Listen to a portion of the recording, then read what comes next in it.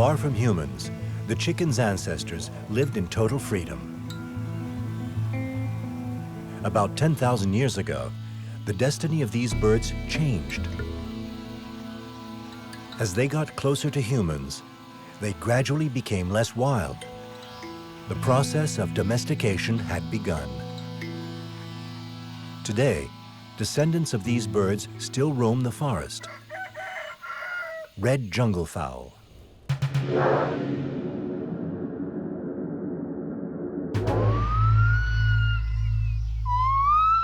Khao Yai National Park is home to a group of wild jungle fowl. In the 800 square miles of impenetrable jungle, the red jungle fowl keep their distance. They have retained their fierce distrust of humans. While they enjoy complete freedom, they don't have the benefit of human protection, and predators are all around.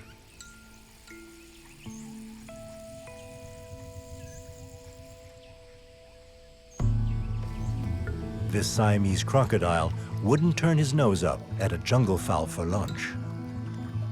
Fortunately, red jungle fowl are much better at flying than domestic chickens.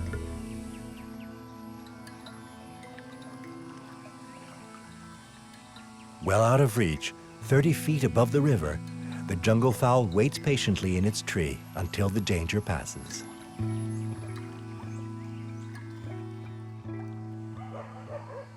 For farmers who live on the edge of the park, jungle fowl are a ghostly presence. Though rarely seen, they haunt the local hen houses. In Banja Chan's farm, they have even left behind some evidence of their visits. Yes, I've already seen red jungle fowl come here. But you don't get a good look at them. They're very wary. As soon as I come out, they disappear. But I'm sure that the jungle fowl have reproduced with my chickens because I had a rooster that crowed in a different way from the others. I'm sure that my chickens are mixed with wild chickens. In the past, these farmers' ancestors must also have been visited by wild jungle fowl. And perhaps it was a young girl, like Banja Chan's daughter, who took in a wandering chick and made chickens part of human history. Professor Eben Gehring, an evolutionary biologist at the University of Michigan, has spent years working on the mechanics of evolution in the domestication of chickens. Using a parabolic microphone, he records domestic roosters crowing in the Thai countryside.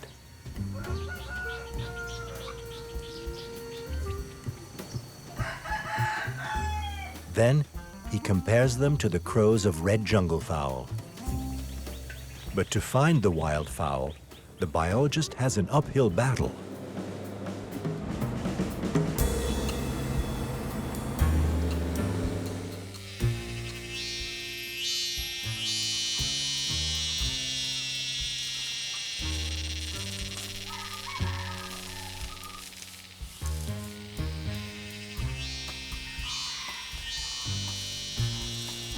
This acoustic study shows that there is a considerable difference between red jungle fowl and domestic chickens, a difference that is directly linked to the domestication process. Domesticated chicken produces a call that we all know from backyard farms, which is the red jungle fowl sings crows at a higher pitch, and it has a shorter last syllable, so it sounds like. You can hear some in the background here. What that suggests to us is that when humans domesticated the ancestor of both the jungle fowl and our domesticated birds, they produced radical changes in the sounds that these birds make. And if we compare the red jungle fowl with the chicken, then that gives us an opportunity to understand where all of this vocal diversity that we hear in domesticated chickens originated from. For the next stage of his study, Professor Gehring needs to find a way of observing the red jungle fowl. To get a good look, he'll need to blend in.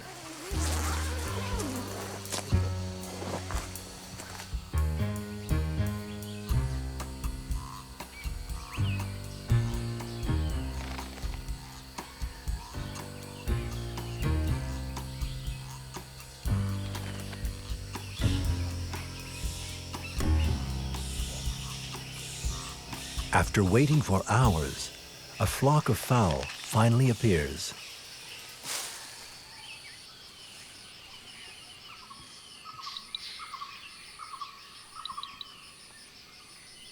Though the male jungle fowl looks very similar to their domesticated cousins, the hens are much darker, providing vital camouflage in the forest undergrowth.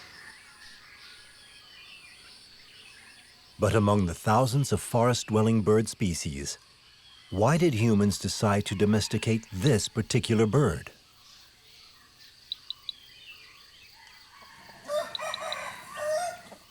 There are many features of the red jungle fowl that may have been important in domestication.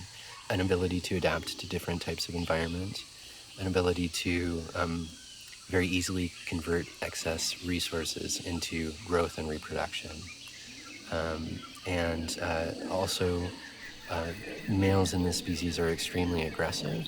The best available evidence from archaeology and anthropology suggests that that the original domestication of the chicken may not have been for food production, but actually for sport fighting and fortune telling.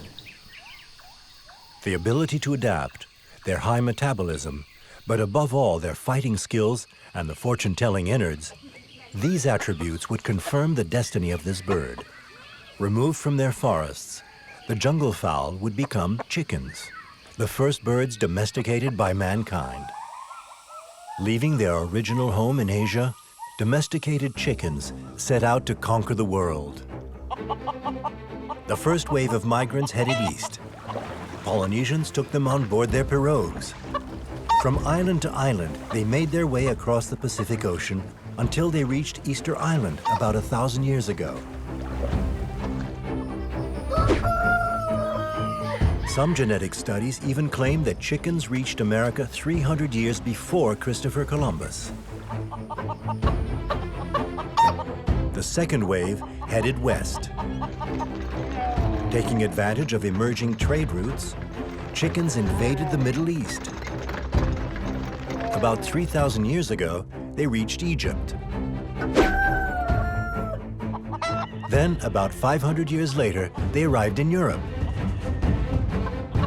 In a space of a few thousand years, humans had introduced their trusty chickens to the four corners of the globe. And in the last decades, the fearless fowl even staked a claim to one of the few territories that remain chicken-free, the biggest city in the United States, New York.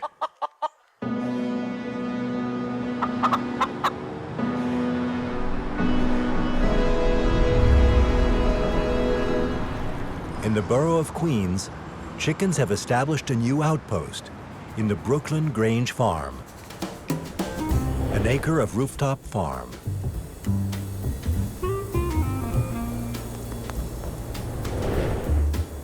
A huge oasis of green in the middle of the urban jungle. 75 feet above Northern Boulevard, this agricultural island produces 20 tons of fruit and vegetables every year. Fresh produce that will head to local markets and fine restaurants around New York.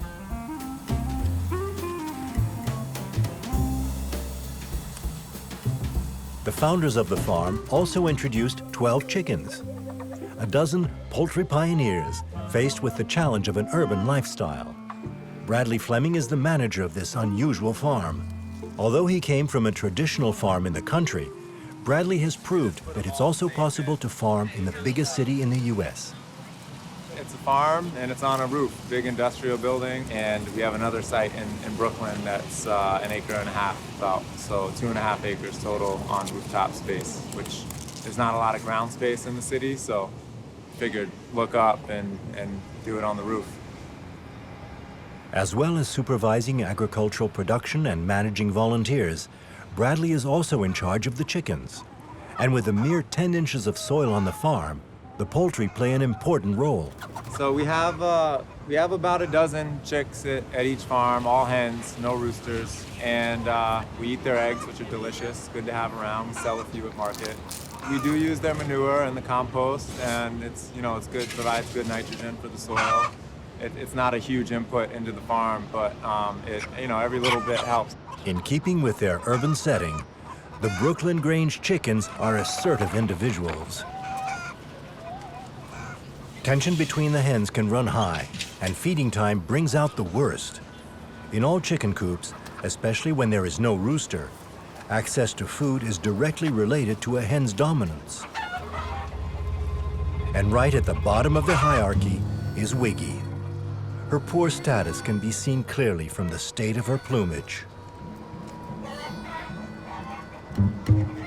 The front-runners of the flock, Barbara and Grandma, systematically prevent her from getting near the food.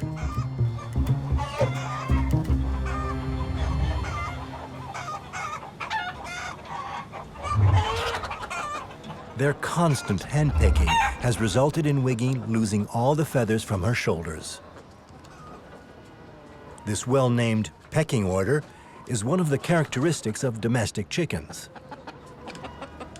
And sometimes, to avoid a complicated situation, it's best to fly the coop.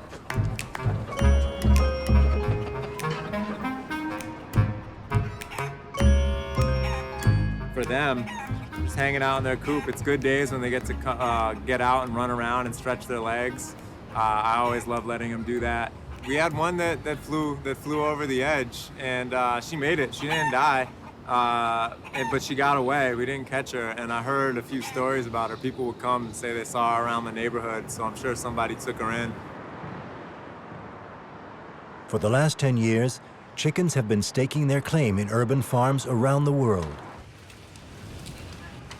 Paris, Tokyo, Los Angeles, Shanghai, all the big cities now lie within their reach. This trend may result in chickens becoming a distinct urban species.